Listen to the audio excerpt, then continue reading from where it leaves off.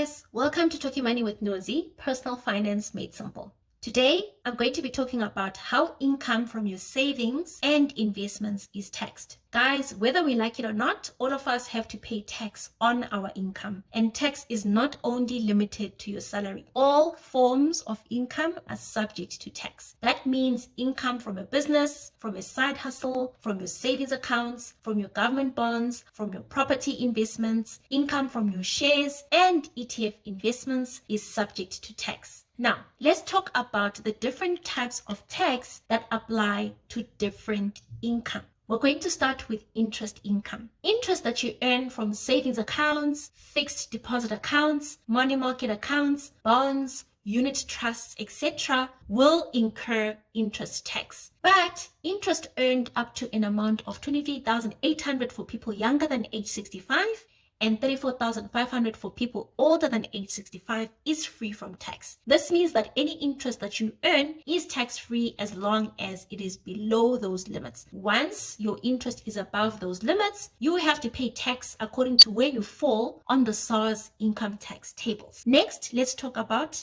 dividend income. If you invest in dividend-paying shares or ETFs, up to 20% of your dividend is taken by the company paying the dividends before the balance is paid out to you. So for example, if you buy shares of company X and they declare a dividend of 1 Rand for every share that you own, you will actually receive 80 cents per share because 20 cents goes to tax. For investment property, real estate investment trusts, also known as REITs or property shares, and property ETFs, you pay tax on the income that you receive at your marginal tax rate. A lot of people don't know that if you buy property shares and property ETFs on the stock market, the income from those investments is not taxed at 20% like the normal dividends. The income from property shares is taxed at your marginal tax rate. This means you can pay tax from 18% to 45% depending on where you fall on the SARS income tax tables.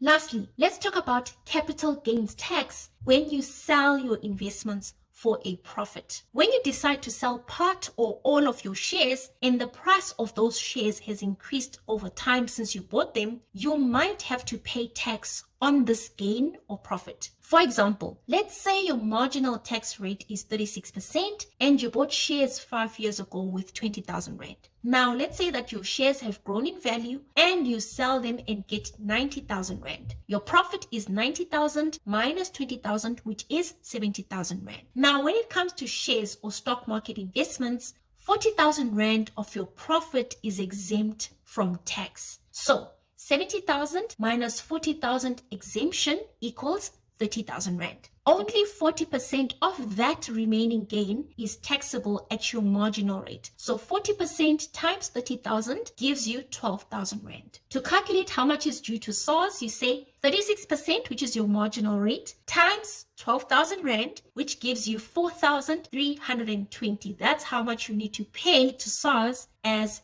capital gains tax. So a common question that I get a lot is tax taken from me automatically? If I sell my shares for a profit, will the tax be deducted automatically? The answer is no. The only type of tax that is taken up front is normal dividend tax. By normal dividends, I mean dividends from shares and ETFs that are not property ETFs or property shares or REITs. For all the other types of income, you have to declare and pay tax during the SARS filing season. This includes all your interest income, income from your rental properties, income from your real estate shares, income from your property ETFs, and income from selling your shares or your unit trusts or your ETFs. As you may have realized, all these taxes can add up and take away your income as well as your gains. So is there a way to completely get rid of or reduce these taxes? The answer is a big yes. As an investor, you should always try to minimize your taxes as far as possible. Luckily,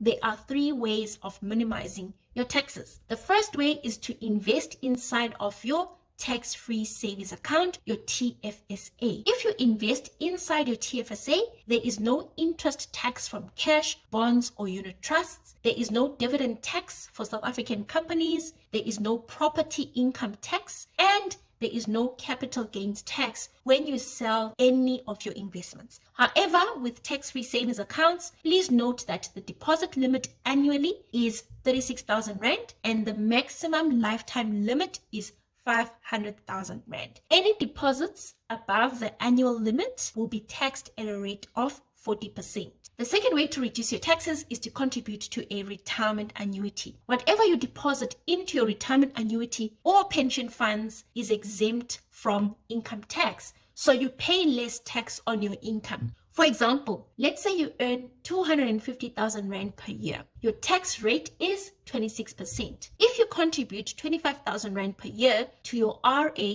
you'll get a rebate of 6,500 Rand from SARS. The benefits of investing in retirement funds is that it reduces your income tax. There is no interest tax from cash, bonds, or unit trusts. There is no dividend tax. There is no property income tax. There is no capital gains tax, and there are no contribution limits. You can contribute as much money as you like to your pension funds. The third way to reduce your taxes is to invest long term and avoid trading in and out of the market. If you buy your shares, if you buy your ETFs, if you buy your unit trust, you hold on to them and there's no capital gains tax. Also, you reduce trading fees. Okay guys, that's it for today's video. I hope you found it useful. If you did, please hit the like button and subscribe to my channel. I will see you in the next video. Bye guys.